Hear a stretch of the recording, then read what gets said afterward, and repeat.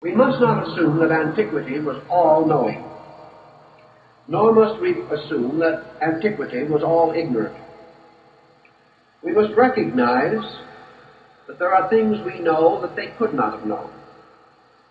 But there were also things which they knew internally, which remain unknown to us because we are no longer naturally and internalizing people.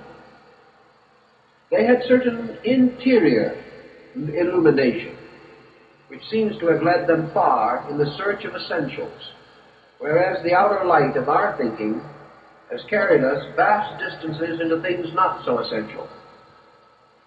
For instance, we begin our problem this evening with the problem or study of the 7 deities, or as Plutarch refers to the mystery, the 7-rayed God. Why was the 7 so vastly significant a number in ancient times? How does it happen that this number coincides with what the ancients called their planets, consisting of 5 planets we know today and 2 luminaries?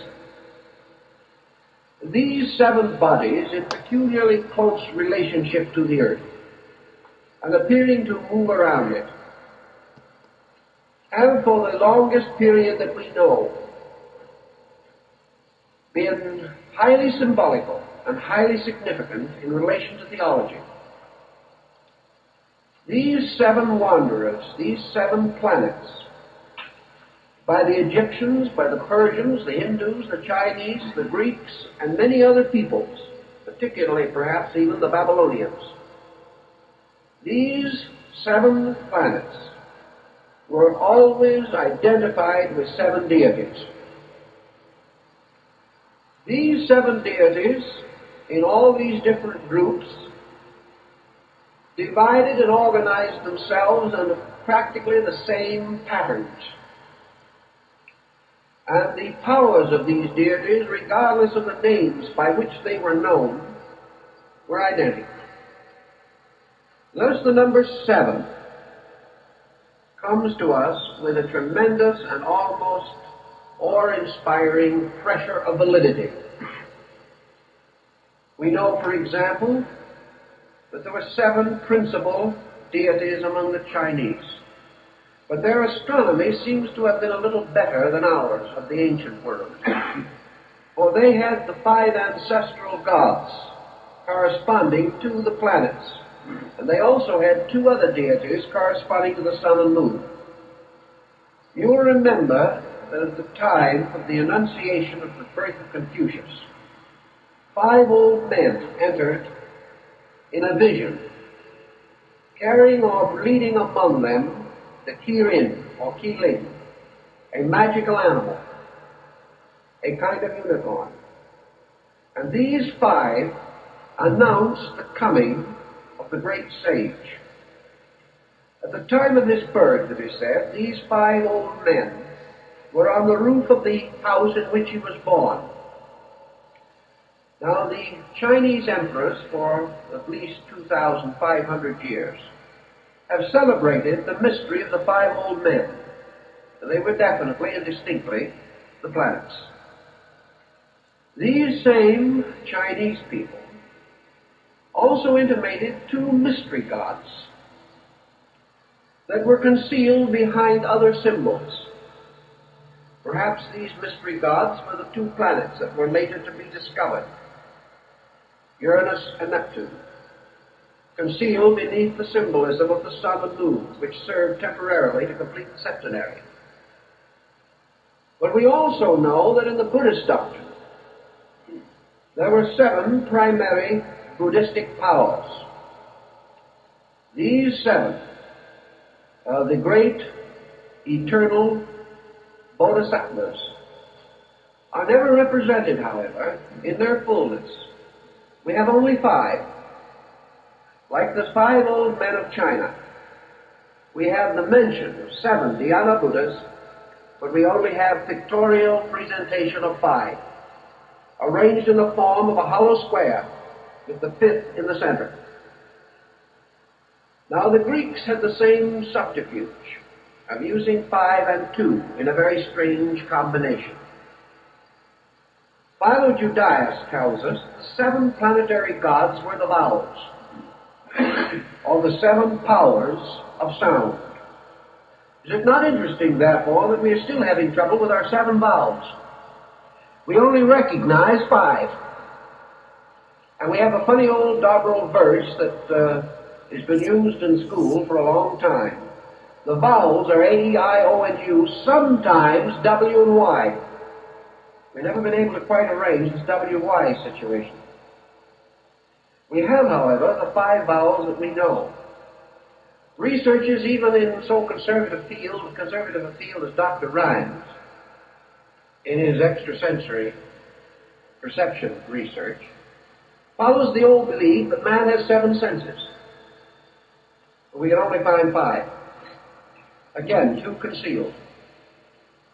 And we are told that these 2 concealed sensory perceptions relate to the extrasensory gamut, or perceptions that are as yet in potential, but not yet in potency, in the life of the average human being.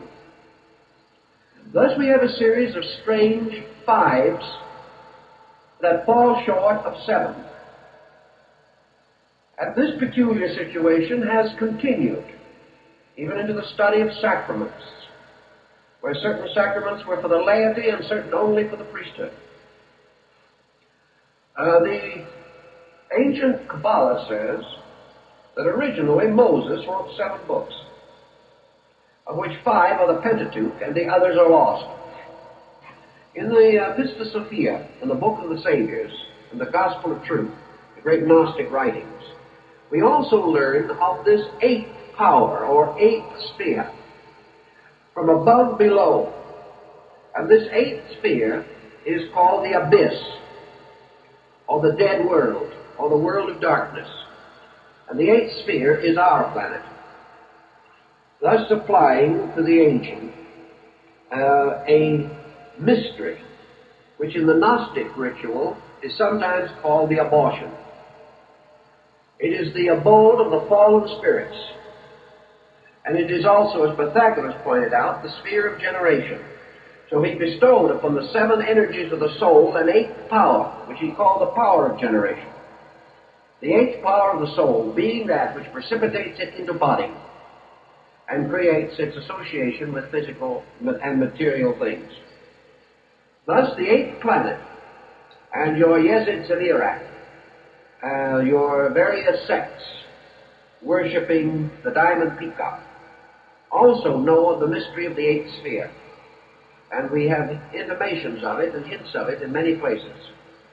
We find it in Christian religious symbolism, where the Virgin, clothed with the sun and carrying the man-child in her arms, is standing upon a globe. This globe is the 8th sphere which is beneath her feet, just exactly as it is presented in the Gnostic rituals. Now, if you go back to Revelation for a moment, you will come to the 7 lamps and the great figure that moves among them. And we know that in the tabernacle and temple rites of the old Jews, the 7-branched candlestick is the symbol of the 7 planets. All this shows a tie. It shows this tie returning. I talked to some of the medicine priests among our southwestern Indians. To them, the planets also have peculiar meaning, although these Indians do not appear to be aware of any astro-theological symbolism such as we know. Still, these planets are superior beings. And why a light in the sky should so universally be so regarded, where it has no correspondence in human experience, can only tell us that either there was an ancient diffusion of this knowledge, or that man has intuitively developed it within his own psychic nature.